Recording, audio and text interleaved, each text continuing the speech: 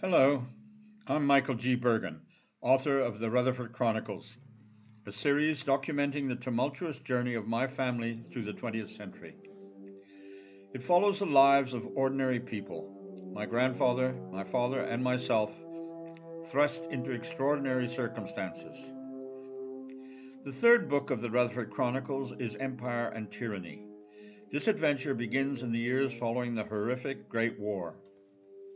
Joe Rutherford had endured 1,479 days of hunger and anguish away from his family in POW camps in Germany, and had left scars on his mind.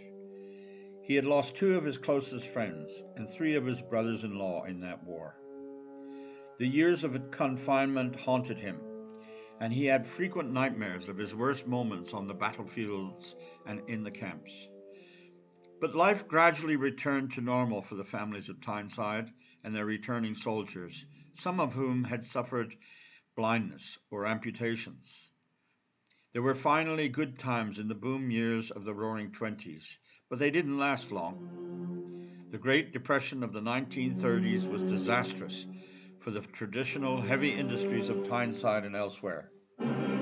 Orders stopped, and shipyards and factories closed. Most of Jarrow's workers were unemployed, including Joe.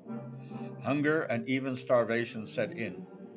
In 1936, 200 crusaders joined the 300-mile Jarrow March to Parliament in London in protest, and the Rutherfords joined the migration south to Croydon, near London, where flourishing new industries were hiring.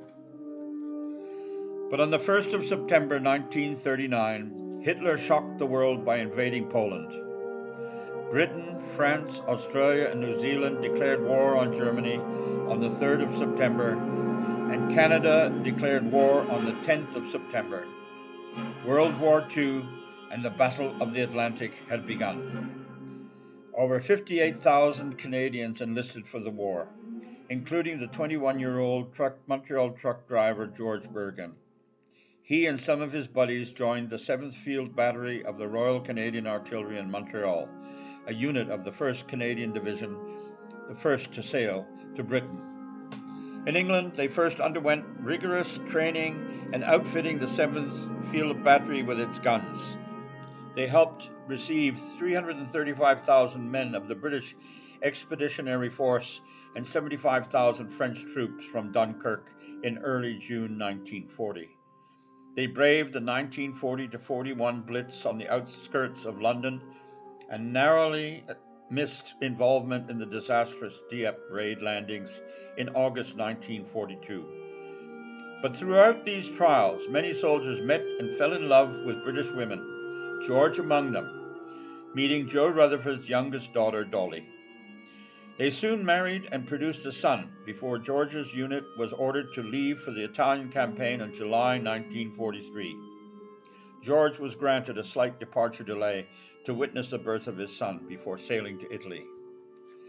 The story then follows the British 8th Army, including the Canadians, fighting their way up the Italian peninsula through the German lines of defense. Midway at Campobasso, liberated from the Nazis in November 1943 and renamed Maple Leaf City by the Canadians, the men enjoyed a break and met beautiful young Italian women, leading to many weddings.